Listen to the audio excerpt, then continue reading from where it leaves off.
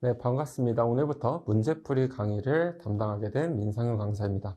자, 오늘부터 문제풀이 강의 첫 강을 진행을 해보려고 하는데 강의 진행에 앞서서 몇 가지 설명을 드리고 진행을 해보도록 하겠습니다. 자, 우선 이 강의를 수강하시기 전에 이론편을 수강하고 오신 분도 계실 거고 병행하고 계신 분도 계실 거고 아니면 이제 이론 같은 걸 좀 어느 정도 하셔서 문제풀이만 들으시는 분도 계실 거라고 생각이 됩니다.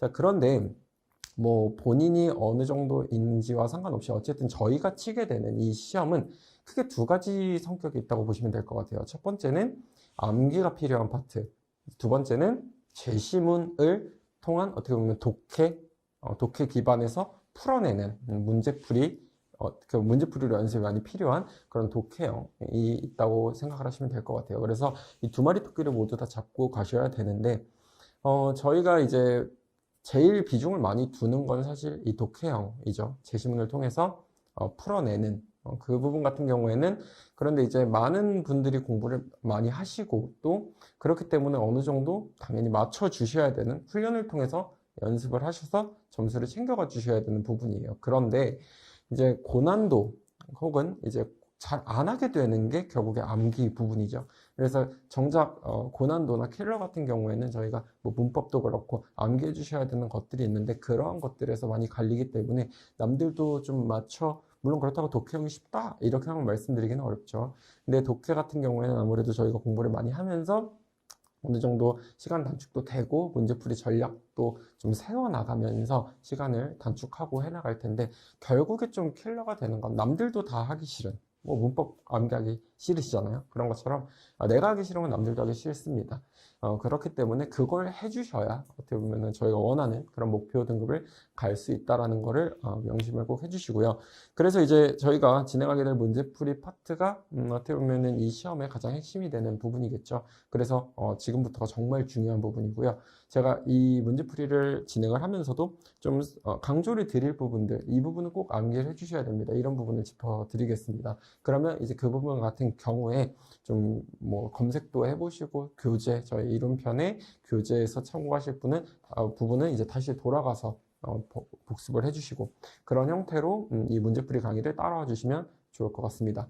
자, 그리고 이제 이 문제풀이 파트에서 사실 두 가지 스타일로 교재를 구성할 수는 있습니다. 하나는 이제 갈래별로 되어 있는, 저희 교재 같이 갈래별, 주제별로 되어 있는 파트, 아니면 이제 좀 실전처럼 여러 갈래들이 혼합되어 있는 실전 모의고사 파트, 그 두 가지로 사실 문제풀이는 구성을 할 수가 있는데, 저희 교재는 일단 갈래별로 되어 있죠. 이 갈래별로 되어 있을 때 얻을 수 있는 저희가 얻을 수 있는 효과는, 어떻게 보면 그 갈래들을 풀 때 저희들이 풀어나가는 문제풀이 전략에 대한 숙달도를 높일 수 있겠죠. 특정, 뭐 예를 들어서 저희 1편에 3장 보시면 현대시가 있는데 그 현대시의 문항이 한 22개 이 정도가 됩니다. 그럼 이제 그 풀면서 현대시에 대한 어떤 접근, 스타일에 익숙해지기가 쉽겠죠. 그런 장점이 있는 반면 조금 갈래별로 나갔을 때 놓치실 수 있는 점은 결국에 실전처럼 풀세트로 풀었을 때 느끼게 되는 그런 압박감 같은 건 조금 떨어지실 수 있습니다. 근데 전 단계가 있다고 생각을 해요. 저희가 지금 이렇게 갈래별로 정리를 하는 거, 일단 그게 먼저가 되고 그 이후에 좀 시간을 재면서 실전처럼 풀었을 때 어떻게 보면은 경험하실 수 있는, 그런 실전에서 경험할 수 있는 어떻게 보면은 압박 같은 거를 이제 그 이후에 충분히 느껴보시면 될 거라고 생각을 하기 때문에 우선 저희 교재에 있는 대로 갈래별로 좀 정리를 해나가는 그런 스타일로 수업을 구성을 해보도록 하겠습니다. 자, 그리고 이 강의 같은 경우에 학습 수강 방법을 먼저 말씀을 드리면, 반드시 시간을 재면서, 그래도 문항별로 시간을 재면서 문제를 풀어주시면 좋을 것 같고요. 반드시 문제를 풀고 수강을 해주셔야 본인이 부족한 부분이 무엇인지, 그리고 그거에 집중해서 문제풀이 제가 해설을 할 때도 그 부분에 집중해서 들으시면서 더 효율성을 높이실 수 있기 때문에 반드시 좀 수강하는 만큼을 풀어오시길 권장을 드리도록 하겠습니다. 되셨죠? 네, 그리고 이제 먼저 풀어보셔야 본인이 어떤 게 부족한지를 아실 수가 있어요. 아무래도 필기가 되어, 이론편을 예를 들면 필기가 되어 있는 걸 보거나 계속 반복을 하다 보면 이게 정말 내가 아는 건지 아니면 이게 기억에 의존해서 알게 되는 건지가 헷갈리는 순간이 오거든요. 그럴 때 이렇게 문제풀이를 통해서 좀 생소하게 느껴지는 지점들이 한두 개씩 발생을 하실 거예요. 그러면 그 부분 같은 경우에 오히려 이제 이론편을 역추적해서 이 부분을 다시 봐야겠구나 이런 식으로 공부가 될 수가 있기 때문에 그런 게 어떻게 보면은 저희가 지금 수강하게 되는 문제풀이 강의의 이제 핵심이 되는 거겠죠. 문제풀이뿐만이 아니라 내가 부족한 점을 찾아 나갈 수 있다. 그렇게 수강 목적을 설정을 해두시고 이 강의를 따라와 주시면 좋을 것 같습니다. 네, 이제 하나씩 살펴보도록 할게요. 네, 첫 번째 문항 같이 한번 살펴보도록 하겠습니다. 자, 우선 문제풀이의 핵심은 문제를 잘 읽으시는 거예요. 그래야 어떻게 보면 저희가 이제 풀게 되는 시험이 시간 압박이 있으실 텐데 문제를 잘 읽으셔야 어떻게 보면 제시문에서 무엇을 읽어낼지 내가 어떤 목적을 갖고 제시문을 읽어나갈지 그 방향성이 설정이 되기 때문에 항상 문제를 먼저 집중해서 보시고 저희가 이끌어낼 수 있는 목적성의 방향성이 딱 있다면은 그에 집중해서 제시문을 봐주시면 됩니다. 자, 첫 번째 보겠습니다. 밑줄 친 칸트의 입장과 부합하는 것은 자, 그러면 저희가 주목해야 될 것은 칸트의 입장이라는 거 딱 타겟을 잡을 수 있습니다. 자, 제시문 들어가 보겠습니다.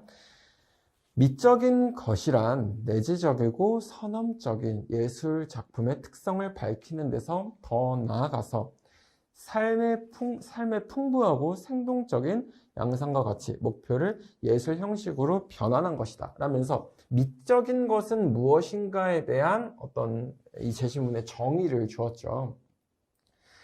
자, 그래서 미적인 것이라는 건 이런 것이 있는 것 플러스 삶이 풍부하고 이런 형식으로 목표를 예술 형식으로 변환한 것이다. 이렇게 두 가지의 어떤 규정을 한 거죠.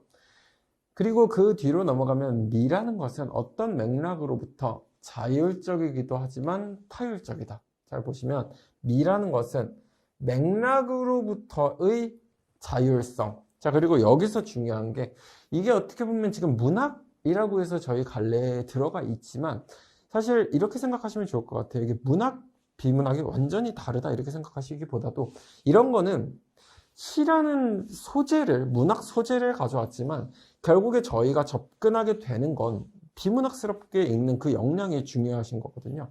잘 보시면 자, 미라는 건 어떤 맥락으로부터 자율적이다. 자, 하지만 타율적이다 라고 했을 때 보시면 타율적 이걸 그냥 머릿속에 알고 계시는 그냥 타율성을 가져오시면 안 됩니다. 자, 맥락적으로 읽는다라는 거는 이런 거예요. 자, 보시면 어떤 맥락으로부터 자율적이다? 하지만 이 괴에서 나오는 타율적이라는 것은 맥락으로부터 타율적이다. 즉, 맥락으로부터 자율적인 것이 있는가 하면 맥락의 영향을 많이 받는다라는 의미의 타율성으로 읽어주셔야 되는 거. 그런 게 글을 맥락적으로 읽어나간다라는 겁니다. 자, 이렇게 생각하시면 돼요. 제가 이 초반에는 어떻게 보면 문제풀이라는 것 자체가 갈래별로 조금 성격은 다르지만 그 본질은 비슷하기 때문에 문항을 접근하는 방법 그리고 그 안에서 텍스트를 읽어내는 어떻게 보면 그런 역량 같은 걸 설명을 계속 드릴 거예요. 그런데 이제 그것들이 쌓이면 점점 빨라지기 때문에 항상 제 강의는 좀 초반엔 천천히 가다가 점점 가속도가 붙을 테니까 하나씩 중요한 것 짚으면서 넘어가 보도록 하겠습니다.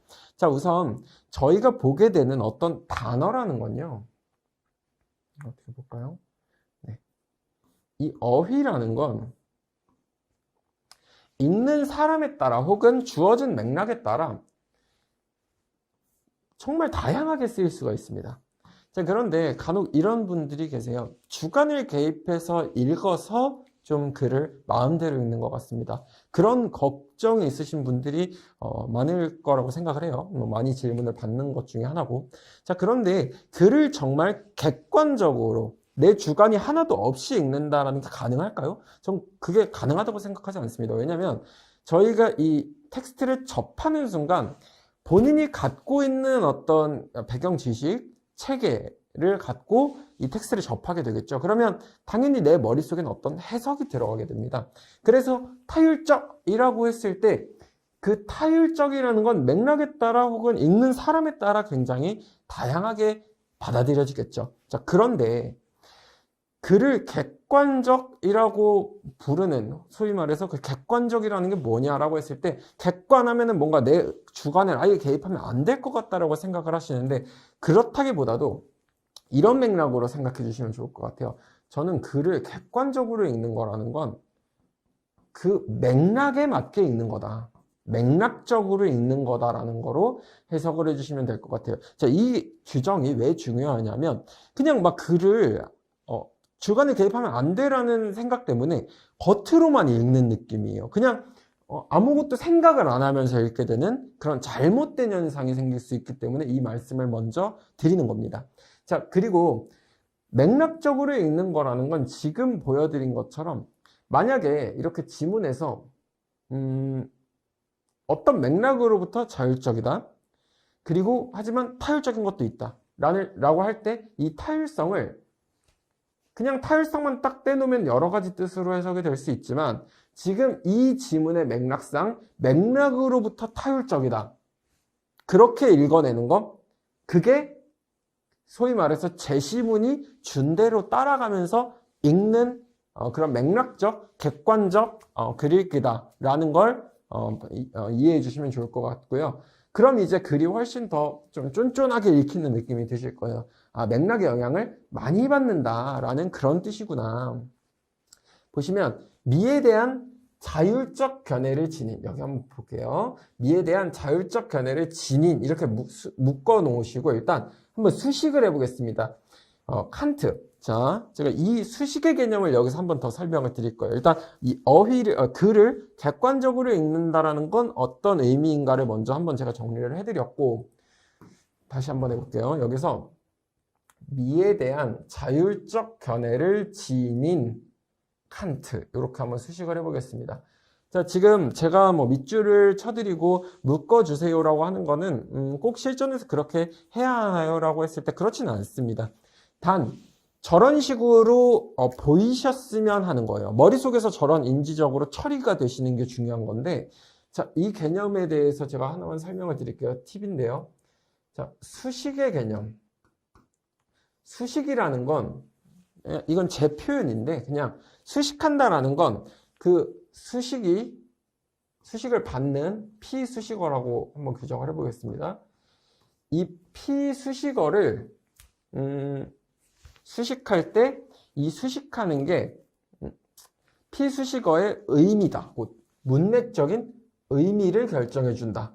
같다. 이렇게 생각을 해주시면 좋을 것 같아요. 제가 예를 한번 들어보겠습니다. 이렇게만 생각하시면 좀 어려우실 것 같은데, beautiful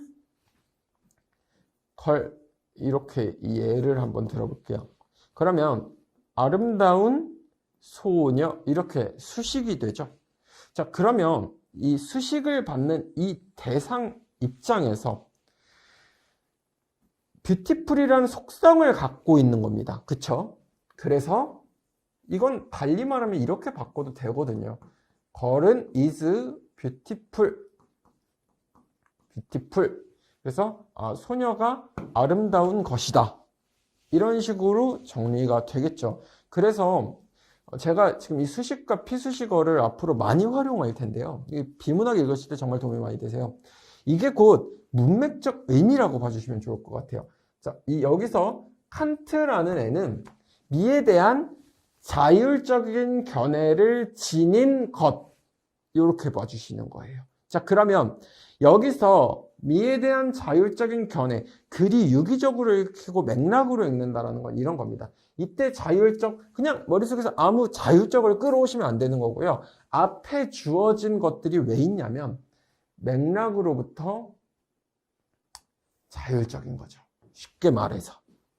되셨죠? 그래서 맥락으로부터 자율적인 입장이 칸트구나.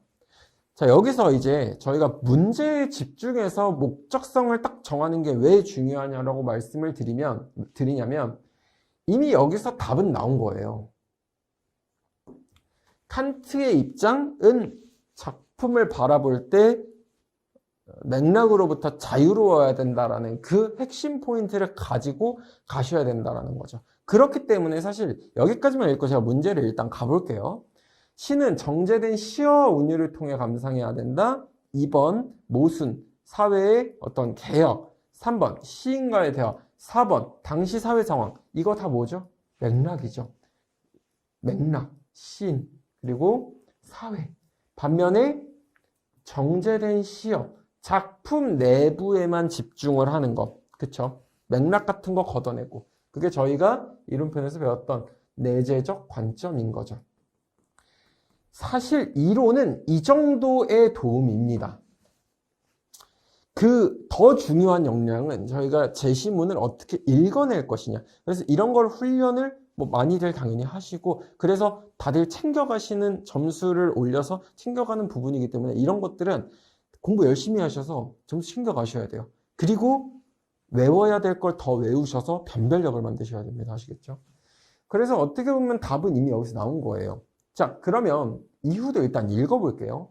미를 도덕이나 목적론과 연결시킨. 자, 그러면 여기서 도덕이나 목적론을 연관시킨 애들인 거예요. 톨스토이나 마르크스는. 그럼 여기서 도덕, 목적론 이런 개념 자체가 중요한 게 아니라 사실은 맥락을 끌고 온 애들, 맥락으로 읽어내는 애들의 입장에서 얘들이 나온 겁니다. 그렇게 읽어주셔야 돼요. 그렇기 때문에 앞에 이런 세팅이 있는 거거든요. 글이라는 게. 자, 드디어 가보겠습니다. 우리가 길을 지나다가 이름 모를 곡을 듣고 아름답다고 느끼는 것처럼 순수미의 영역이 없는 것은 아니다. 자, 그럼 이때 순수하다라는 거는 정말 순수해요 이런 거가 아니라 맥락으로부터 자유롭다라는 의미에서의 어떤 순수성이겠죠. 그냥 그 곡을 듣고서 그 내재적인 아름다움만 느끼는 게 순수미일 겁니다. 하지만 예측이 되셔야 돼요. 맥락으로 읽어내는 것도 중요하다라는 것도 맥락이 영향을 많이 끼친다. 맥락으로부터 절대 자유롭게만 한 건 아니다. 타율적이다. 라는 그 흐름이 나와야겠죠. 그 곡이 열렬히 독재자를 어쨌든 이게 독재자 이런 내용 자체가 중요한 게 아니라 그 맥락으로부터 영향을 받는다라는 메시지를 읽어내시는 게 중요하다라는 거예요. 이런 것들이 되셔야 글을 읽을 때 속도가 붙습니다. 그래서 이러면 혐오를 하게 되죠. 그래서 미 또한 사회 경제 핵심이 나오죠. 맥락의 영향을 받기도 한다. 자, 이렇게 글을 한번 제시문을 제가 잘 읽어봤고요. 어떻게 보면 이건 지금 비문학을 한 거죠. 근데 그걸 이렇게 문학적인 개념이랑 짬뽕을 잘 시켜놓았을 뿐입니다. 자, 플러스 하나 더. 저희가 시간, 어떻게 보면 이 시험이라는 건 그냥 잘 읽어내고 되게 심오하게 깊게 연구하는 게 아니에요. 어떻게 보면 이 시험이라는 거는 그 시간 안에 들어올 수 있냐 없냐, 그 안에 답을 효과적으로 잘 찾아낼 수 있냐 없냐, 그게 중요한 거죠. 그래서 저희는 학문하는 게 아니에요. 그냥 시험 푸는 거죠. 그렇기 때문에 이런 목적성과 방향성을 잡는 게 왜 중요하냐? 더 효과적으로 답을 도출해내실 수가 있겠죠.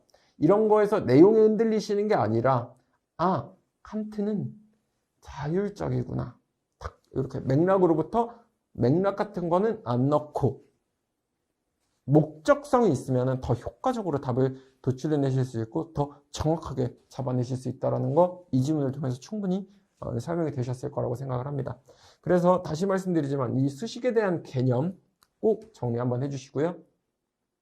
그리고 앞서서 말씀드렸던 것처럼 어떤 그 어휘를 맥락적으로 읽어내는 거에 대한 그 점도 한번 생각을 다시 해주시면 좋을 것 같습니다. 되셨죠?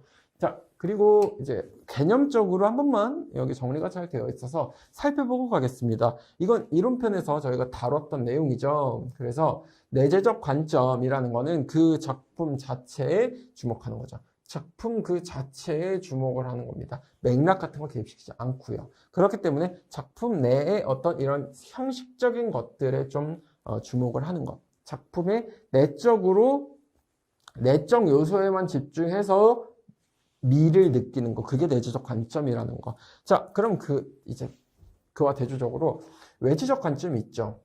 반영론, 표현론, 효용론 이렇게 있습니다. 핵심은 반영론, 그냥 현실, 사회 이렇게 포인트를 주시면 돼요. 당시의 사회. 그리고 표현론, 이건 작가의 포인트를 주는 겁니다. 되시죠? 자, 그 다음 효용론. 이거는 독자에게 어떤 영향을 주고 있느냐. 그걸 키워드로서 봐주시면 좋을 것 같습니다. 이 개념은 한번 꼭 복습해 주시고요. 다음 문항으로 넘어가 보도록 하겠습니다.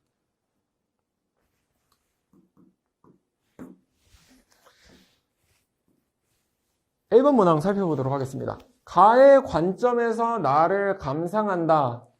딱 보시면 일단 가를 제대로 읽으셔야 되고요. 이걸 토대로 나의 포인트를 주도록 하겠습니다.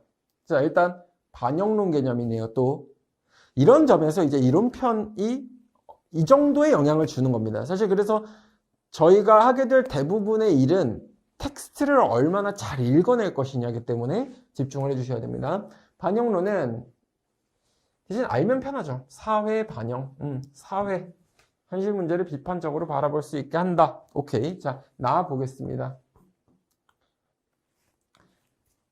강나루 건너서 밀밭길을 구름에 달가듯이 가는 나그네, 길은 외줄기 남도 300리 술 읽는 마을마다 타는 저녁물, 구름에 달가듯이 가는 나그네. 이렇게 딱 읽었을 때 사실 이 작품의 어떤 감상을 딱 하라고 했을 때 이게 이런 감상이야 라고 이렇게 딱 한 줄로 정리되진 않습니다. 뭐 저희가 주제도 찾고 뭐 감상의 어떤 이 사람이 어떤 식으로 느끼는지 이런 것들을 포인트를 다 줄 수 있어요. 뭐 주제도 정리를 하고 이 사람의 정서 같은 거 정리하고 하실 수 있는데, 자, 목적성이 왜 중요하냐면 지금 이 지문에서 묻고자 하는 건 나를 얼마나 예쁘게 해석할지가 아닙니다. 반영론의 관점에서 얘를 바라봐라 라는 거예요. 그렇기 때문에 어떻게 보면 지금 이 당시의 시대 상황에 대한 개념이 선택지에 어떻게 녹아나 있는지가 중요한 부분이죠. 그래서 문항을 한번 살펴보시면 저걸 얼마나 예쁘게 감상하는지가 포인트가 아니라 사실은 보시면 1번부터 볼게요. 형식적인 면. 이거는 내재적인 거겠죠. 2번 삶의 어떤 단면을 외면한 채 이렇게 보는 거 아닐까? 이게 반영론적인 관점이죠. 3번 이건 또 작품 내재적인 것만 보고 있는 거죠. 그리고 이것도 그냥 작품 내재적인 것을 보고 있는 거죠. 그래서 여기서 이제 차이는 이 문항을 맞고 틀리고가 아니라, 정답은 2번인데요. 맞고 틀리고가 아니라 이 나라는 작품을 볼 때 가를 끌고 와서 봐라. 근데 사실 이 나의 어떤 사회가 반영이 어떻게 되어 있는지 같은 거를 여기를 보고 읽어내시기는 어렵잖아요. 이 문항 자체는 애초에 의도했던 것 자체가 가의 관점에서 나를 본 것, 여기서 가의 관점이 드러난 걸 찾는 그런 문항이 되는 거겠죠. 그래서 이 나를 읽는데 막 계속 애를 쓰시는 게 포인트가 아니었다라는 거, 그게 저희가 보게 된 그 문제가 요구하는 거를, 그 요구하는 바를 찾는 게 왜 중요한지를 보여줬던 그런 문항이 되겠습니다. 되셨죠?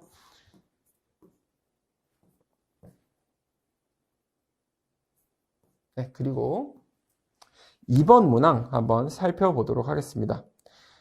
자, 이 수사법 같은 경우에는 좀 암기해 주셔야 되는 거죠.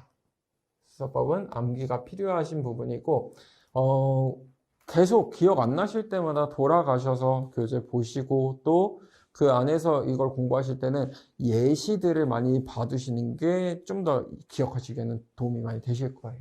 자, 보시면 다음 작품에 쓰인 수사법으로 적절한 것은, 자, 일단 제가 문제풀이의 이제 초반 단계니까 풀이 자체에 대한 어떤 포인트들을 추가적으로 설명을 드릴게요. 이 적절한 것은이랑 적절하지 않은 것은 애초에 문항이 요구하는 문항이 요구하는 어떤 포인트 자체가 달라요. 자, 이 적절한 것이라는 거는 보통 적절하지 않은 거는 나머지 세 개가 맞고 하나가 틀리죠. 그렇기 때문에 그 하나 틀린 걸 굉장히 까다롭게 귀찮게 틀리게 사소한 거로 틀리게 할 가능성이 높습니다. 그래서 얘는 보통 사소한 것으로 좀 틀리게 하거나 그냥 내용 불일치인 경우가 많아요.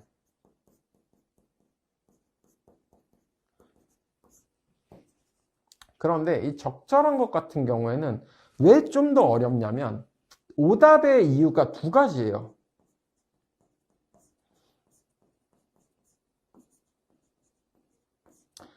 오답의 이유가 두 가지인데, 자, 첫째로 내용 불일치일 수 있습니다. 그럼 적절하지 않은 거겠죠. 근데 어려운 게 뭐냐면 지문에 없음이에요. 내용 없음. 이게 왜 어렵냐면 내용 없기 때문에 수험생 입장에서는 자신의 독해에 정말 확신이 있지 않은 이상은 이거 내용이 없어. 내가 읽은 거에 없었어. 이렇게 생각하기보다는 내가 놓친 게 아닐까? 이렇게 생각하기 마련이에요. 그렇기 때문에 이 적절한 것 같은 경우에는 조금 곤란해지기를 더 어려워하시는 경향이 있습니다. 그런데 이렇게 생각해 보시면 조금 쉬워요. 적절한 것 같은 경우에 그래서 이렇게 속어법 지우면서 푸는 거 이게 더 어려울 때가 좀 있고요. 만약에 좀 속어가 좀 어렵다 이렇게 느껴질 때는 답이 좀 명확한 경우가 큽니다. 적절한 것은 보통 답이 되는 게 명확해요. 보통 그냥 거기에 가장 핵심이 되는 게 적절한 것으로 나올 가능성이 높습니다. 그렇기 때문에 적절한 것은 꼭 속어를 다 못하시더라도 답이 보이시면 답에 좀 더 집중을 해두시는 것도 하나의 문제풀이 팁이 될 수 있다는 건 설명을 드리고 싶습니다. 자, 그럼 보시면 내 그대를 생각하면 항상 그대가 앉아있는 배경에서 해가 지고 바람이 부는 일처럼 사소한 일일 것이나 언제나 그대가 한없이 괴로움 속을 헤매일 때 오랫동안 전해오던 그 사소함으로 그대를 불러보리라. 이렇게 나와 있네요. 자, 그러면 화류법부터 하나 일단 정리를 해보겠습니다. 어떻게 보면 이거는 딱 읽고서 이 안에 잘 보시면 이렇게 딱 읽고 이 안에서 처음에 읽으시면서 모든 수사법을 다 찾아낸다는 것 자체가 어렵죠. 이런 건 오히려 거꾸로 가시는 겁니다. 여기 얼마나 많은 수사법이 쓰일 수 있겠어요? 그렇기 때문에 이걸 다 때려서 정리를 하는 게 아니라 여기서 묻는 것들을 거꾸로 찾아가시는 게 훨씬 빠릅니다. 보시면 물론 이렇게 딱 가셨을 때 직유 이렇게 보이셔서 직유가 딱 있으면 너무 쉽겠지만 그건 아니었잖아요. 그래서 이제 하나하나씩 가봐야 되는데 일단 화류라는 것 자체가 개념을 이렇게 정리해 볼게요. 첫 번째 화류는 무생물을 살아 있는 것처럼 표현을 하는 겁니다. 그래서 예시를 하나 써왔는데요. 어둠은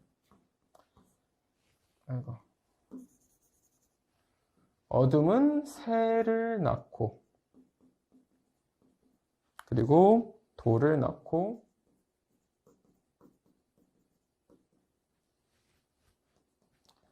꽃을 낳는다. 어둠이라는 어떻게 보면 이 생물이 아니죠. 이런 게 낳는다라고 표현을 하는 것. 이런 것들 무생물을 살아있는 것처럼 표현을 하는 게 화류법입니다. 자, 그러면 항상 좀 많이 나오는 질문 중에 하나가 의인이랑은 뭐가 다르냐? 의인은 사람처럼 표현을 하는 겁니다.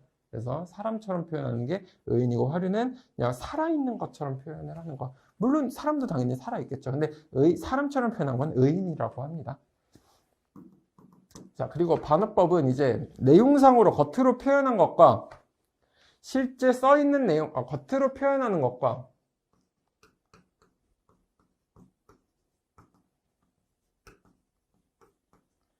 전달하고자 하는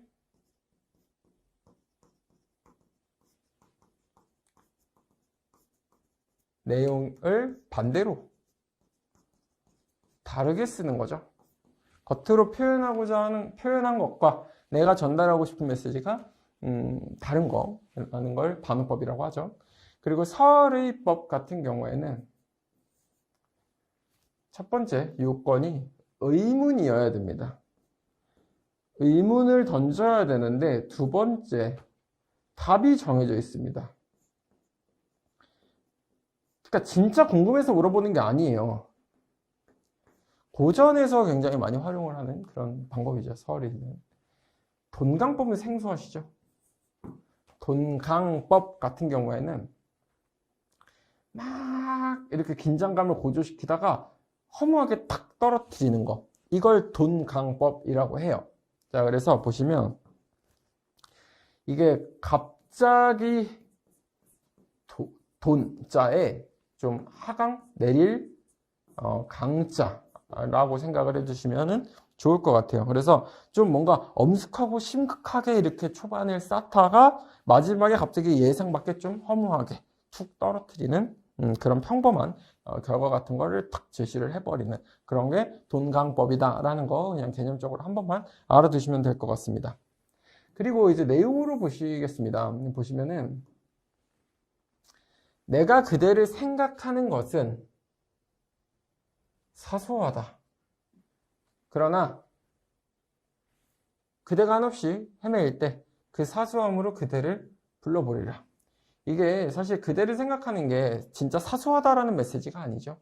그대를 생각하는 마음이 큰데 사소하다라고 표현을 하는 거죠. 약간 무심한 느낌처럼. 그래서 내용상으로 2번 되겠습니다. 나머지 오답 안 쓰였으니까 하겠죠. 네. 이렇게 정리를 하시면 될 것 같습니다. 표현법 제가 정리해드린 거 한번 봐두시면 될 것 같고요. 자, 그 다음 문항 넘어가 보도록 하겠습니다. 자, 3번 문항인데요.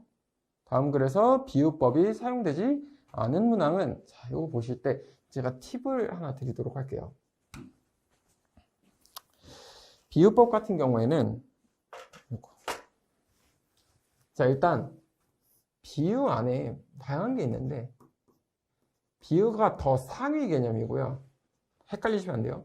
직유, 은유, 의인, 화류. 이렇게 정리해 주세요. 일단 직유, 은유, 의인, 화류.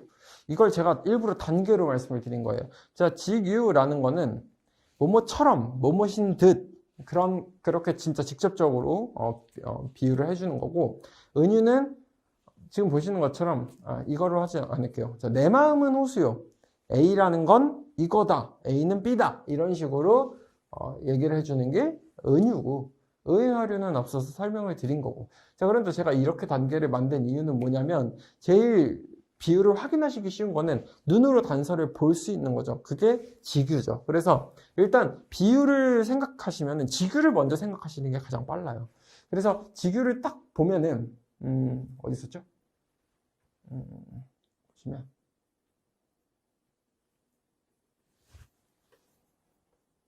여기 있네요. 정산유수처럼, 뭐뭐처럼 이런 식으로 직유가 딱 나왔죠. 그리고 보시면 말은 생각을 담는 그릇이야. 이게 은유예요. 되셨죠? 그리고 우리는 말을 안 해서 후회하는 일보다 말을 쏟아버렸기 때문에 후회하는 일이 더 많다. 리을. 때론 말이 사람을 죽일 수 있다는 것을 생각하면 말은 해야 할 존재임이 틀림이 없다. 자, 여기서 보면은 말이 사람을 죽일 수 있다. 그리고 말은 두려워해야 할 존재다. 말이라는 대상이 정말 이 말이 아니죠? 죽일 수 있다. 라는 것 자체가 어떻게 보면 말이라는 건 굉장히 추상적이고 살아있는 게 아닌데 그게 죽일 수 있다. 좀 의인법 이렇게 보실 수가 있을 것 같아요. 그래서 지금 보신 것처럼 제가 단계를 만들어 드린 저 순서대로 좀 비유를 생각을 해주시면 조금은 더 푸시는 게 도움이 되실 거라고 생각을 합니다. 그래서 정답은 쓰이지 않은 3번 이렇게 정리를 하시면 될 것 같아요. 그리고 이제 저희 교재 보시면은 해설이 쓰여 있죠. 그래서 해설로 보셔도 충분할, 어떻게 보면 그냥 제가 내용을 똑같이 읊어드리는 것 같은 경우에는 좀 스킵을 할 거예요. 가능한 많은 문제를 풀어드리기 위해서 제가 도움을 드릴 수 있는 부분을 설명을 많이 드릴 거고, 이 부분은 좀 이론편에서 더 참고를 많이 해주세요. 이 부분은 해설 한번 그냥 공부하시면 될 것 같아요. 이런 식으로 수강생분들의 학습의 보조로서 제가 역할을 하는 거기 때문에 그 두 가지 제가 전달해 드릴 거 전달, 그리고 좀 스스로 보셔야 될 것들 짚어드리는 그런 멘토 역할을 같이 하도록 하겠습니다.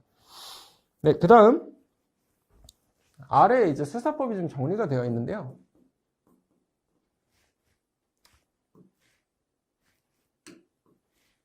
자, 보시면 비유, 표현하려는 이게 좀 상위 개념이라고 생각을 하시면 됩니다.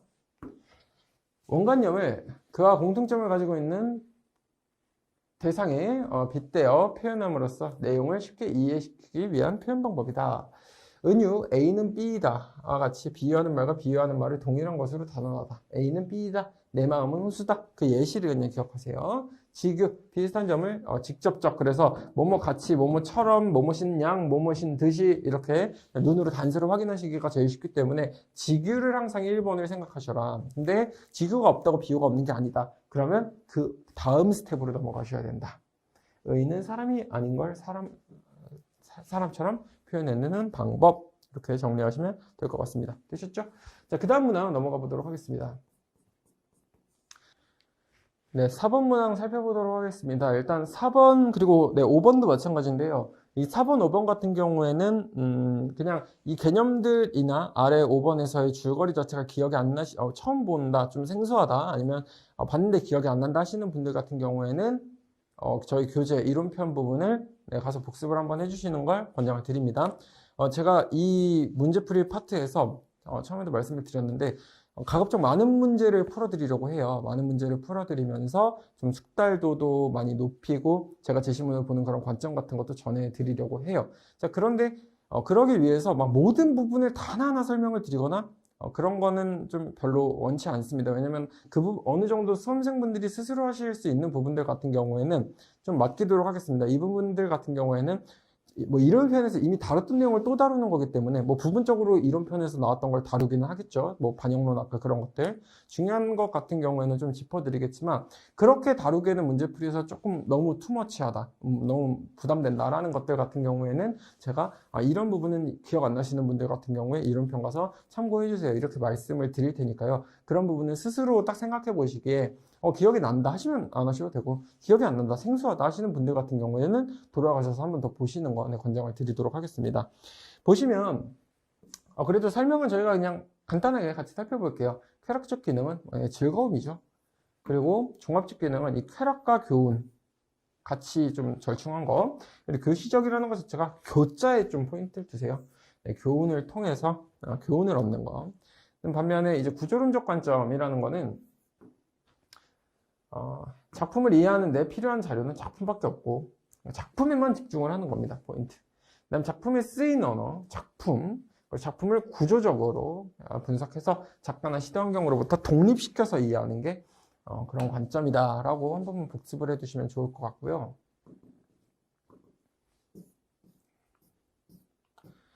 그다음 이 5번에서 소설이 만약에 기억이 안 나시면은 사실 검색 한번 해보시면은 줄거리 요약 같은 거 잘 되어 있어요. 그런 거 한번 보셔도 좋아요. 네. 물론 이제는 좀 제시문 안에서 읽어내시는 게 가장 중요하기 때문에 그런 거가 중요하지만 저는 공부를 굳이 가려서 할 필요는 없다고 생각을 해요. 그래도 기왕 이렇게 문제에 나와 있으면은 한번 풀어보시고 이런 것들을 이런 것 중에 모르시는 것들 같은 거 한번 검색해 보시고 그렇게 그냥 챙겨 가셔서 시험이라는 게 정말 어떻게 나올지는 모르는 거잖아요. 그런 거에 뒤통수 맞고 항상 이렇게 나중에 뭐 또 분석해서 이렇게 하시기보다는 되신다면은 최대한 많은 것들을 가리지 않고 공부를 하시는 걸 권장을 드리겠습니다. 자, 여기 내용들을 그냥 한번 보시면 될 것 같은데 이 피분실의 청개구리 같은 경우에는 지금 여기에 없어가지고 제가 하나만 설명을 드리면 이 내용 같은 경우에는 좀 식민지 현실에서 좀 3.1 운동 직후에 좀 패배주의에 쌓인 지식인의 어떤 고뇌를 담은 그런 작품이다 라는 거 정도로 정리하고 넘어가도록 하겠습니다. 되셨죠? 내용 뭐 그래도 궁금하신 분들 같은 경우에는 한번 검색해서 한 번만 살펴보시면 좋을 것 같아요. 여기 정리가 되어 있네요. 인간의 어떤 추악한 본능과 사회의 어두운 면에 대해 초점을 맞추었다 이렇게 되어 있고요. 6번 문항 살펴보도록 하겠습니다. 이 6번 문항 같은 경우에도 저희가 이전에 이론편에서 배웠던 뭐 골개미, 비장미, 우아미, 숭고미 그 개념이랑 그 개념 그리고 풍자해악이라는 그 개념을 그냥 소재로서 쓴 거지 사실 이 문항을 푸시는 데 있어서 제시문을 어떻게 읽느냐가 정말 중요했던 문항입니다. 자 보시면 한국 문학의 미적 범주에서 눈에 띄는 전통이 풍자와 해악이 있다. 풍자랑 해악은 주어진 상황에 순종하기보다는 그것을 극복하고자 하는 건강한 삶의 의지에서 나온 기억을 통해 드러난다. 문장 안에서도 잘 보시면 풍자와 해악은 땡땡땡에서 나온 땡땡을 통해 드러난다. 풍자와 해악이 풍자나 해악을 통해 드러난다라는 거 말이 일단 이상하죠. 땡땡은 기억은 있어야 할 것으로 행세해온 관념을 부정하고 현실적인 삶인 있는 것을 그대로 긍정을 한다. 이때 있어야 할 것을 깨트리는 거에 집중한 게 이거고 긍정한 것이 이거다. 자, 일단 얘가 좀 더 상위 개념처럼 보이시죠? 지금 흐름상. 그리고 일단 풍자와 해악은 이것을 통해 드러난다라고 한 이상 기억은 골개라고 보시는 게 맞습니다. 이게 꼭 골개라는 개념이 뭐 이렇게 여기서 골개가 있어야 할 것을 뭐 부정하고 있는 그대로를 긍정하는 개념이다라는 걸 저희가 알아서 푸는 게 아니라 이 문장 안에서의 어떤 흐름으로 유추를 하실 수 있다라는 걸 일단 말씀드리고 싶었고요. 일단 풍자랑 해악 자체의 차이는 개념적으로 알아두셔야 됩니다. 이걸 그 좀 부정적인 것을 어쨌든 좀 마이너스적으로 표현을 하는 게 풍자였고 플러스적으로 표현하는 게 우스꽝스럽게 표현하는 게 해악이었다. 그 차이 알아두시면 될 것 같습니다. 그래서 정답은 4번이 된다라는 거. 자, 그리고 개념적으로 하나만 복습을 하시면 숭고미, 그리고 우아미, 그리고 비장미 이렇게 있었죠. 기억나시죠?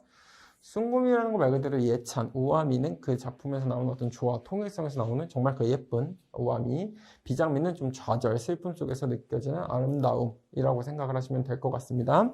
이렇게 저희가 문학적인 어떤 개념들 플러스 이렇게 지금 제시문을 읽어내는 이 두 가지 영향을 모두 갖추셔야만 어떻게 보면 고득점을 가져가실 수 있다는 거 다시 한번 말씀을 드리고, 제가 이번 첫 강에서 초반부터 첫 시작 때 말씀을 드렸던 게 저희가 잡아야 되는 건 두 마리 토끼다. 첫 번째, 지식적으로 암기가 필요한 것들 암기해 주셔야 된다. 그래서 제가 이 문제풀이 파트에서 이 부분은 꼭 암기 다시 해주세요. 이 부분 기억 안 나시는 분들 돌아가 주세요. 이렇게 코칭을 계속 해드릴 거예요. 그 부분을 다 여기서 설명을 하는 것보다 그 부분은 스스로 해주셔야 돼요. 그게 어떻게 보면은 스스로 찾는 과정에 있어서 더 기억에 잘 남으실 거예요. 그래서 그런 부분들은 짚어드리고, 더 중요한 건 사실 이 문제풀이 파트죠. 제시문을 어떻게 읽어낼 것인가, 그리고 문제에서 요구하는 걸 어떻게 찾아낼 것이냐, 그 부분에 초점을 많이 맞춰드릴 거예요. 그래서 어떻게 보면 해설지의 설명들은 있겠지만 제가 접근을 어떻게 하는지에 좀 집중을 해서 수업을 들어주시면은 가져가시는 게 많을 거예요. 그리고 한번 이렇게 복습을 해보시면 좋을 것 같아요. 왜 저 강사가 저렇게 접근을 했지? 라는 걸 스스로 정말 납득하고 이해하셔야 체화가 되실 수 있어요. 아시겠죠? 그래서 그런 부분에서 스스로 고민도 많이 해보시고, 설명 이해 안 되시는 부분들 같은 경우에는 되돌려서 다시 한번 곱씹어서 이런 이유로 여기서 이렇게 접근을 해서 답을 도출했구나, 이런 거에 대한 납득을 해주셔야 된다는 거 다시 한번 강조를 드리겠습니다. 자, 말씀드렸던 것처럼 이 문제들은 반드시 먼저 풀어오셔야 되고요. 풀어오시면서 뭐 개념적으로 부족한 게 어떤 점이 있었는지, 문제는 왜 틀리셨는지, 이런 것들 한번 간단하게 생각해 보시고 지금 강의로 들어와 주시면 될 것 같습니다. 네, 1강 여기서 마무리하고요. 2강에서 뵙도록 하겠습니다.